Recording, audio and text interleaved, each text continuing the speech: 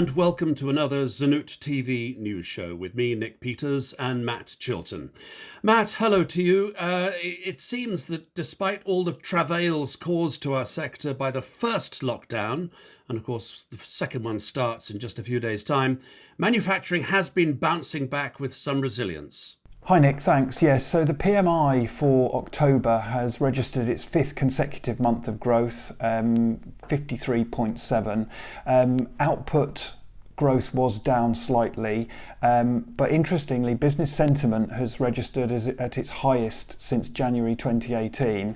Of course, all of this taken before Boris' announcement last week on the second lockdown, but hopefully that's a good sign for the moment, and we'll see what happens in the month of November when we come around to touching on the figures again in a month's time.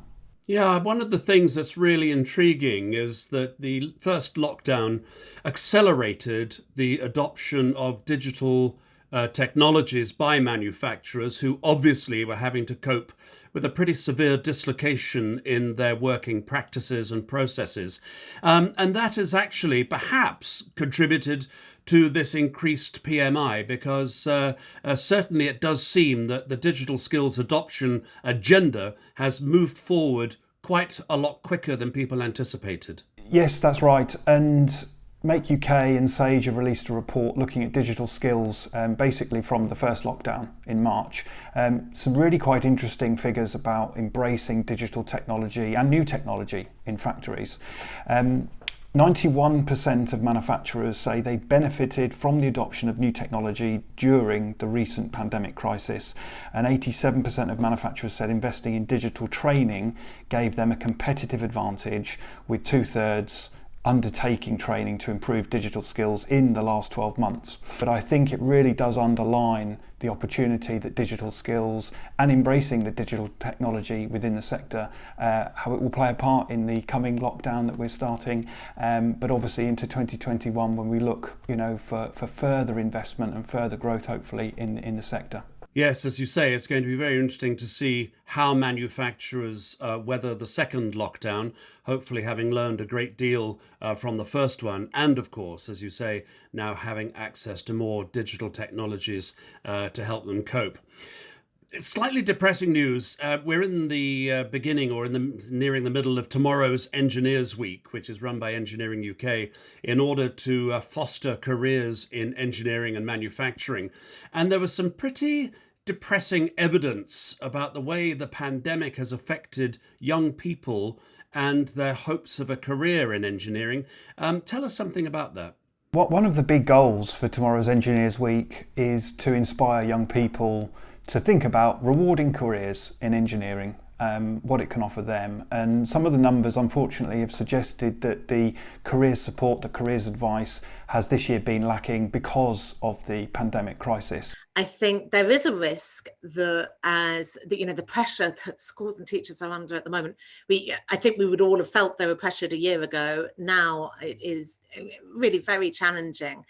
And if they are feeling pressured to catch up on the core learning, it's so important that this sort of careers advice doesn't fall to the wayside as the add-on if we have time. I think that's absolutely critical. And as you say, in our research, we found that only a quarter of young people in that first lockdown period had any sort of formal careers provision.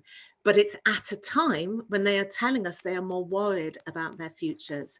And unless they can see an optimistic future and know what they're working towards, it's hard to see how they can really keep motivated and be in a state of mind where they are really able to learn as well as they would be if they felt more secure. Dr. Hilary Levers from Engineering UK. Now, one of the great incubators for apprenticeships and skills among young people is Rolls-Royce Motorcars, not far from where I'm sitting right now, actually, in Goodwood near Chichester. They've just got their 2020 raft of apprentices in, haven't they, Matt? And as always, it's a cause for great celebration. Yes, that's right. So they've welcomed their class of 2020 at Rolls-Royce Motorcars at the Goodwood factory. 18 apprentices this year for them. It's the programme itself is in its 15th year, and some of these candidates will be embarking on degree apprenticeships as well. So great news for them, and obviously we always like to cover an apprentice story, and continues the theme of skills and future talent of the sector.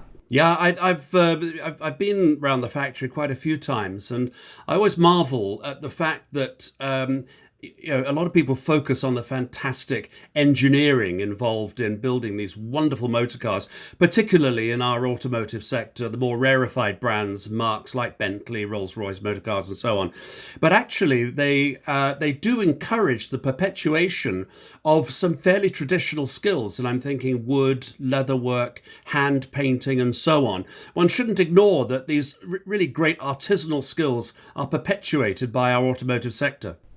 That's right, and yeah, we see that regularly from certainly the luxury and prestige motor car manufacturers. I think the other thing is with Rolls-Royce specifically, they offer placements of between 6 and 12 months to around 50 university students each year. So it's not just about the apprentices; it's also about giving opportunities to young people wanting to carve a career. Obviously, in this case, in the automotive sector, but also across manufacturing as well. It's the talent of the future. Okay, Matt. Well, thank you very much indeed for all that. To all of you watching, I know that lockdown part 2 is, or 2.0 is just about to strike. Good luck with it all. I hope that you get through it, and all your people get through it with the customary resilience that we've come to expect from the UK manufacturing sector. From me and Matt, goodbye for now.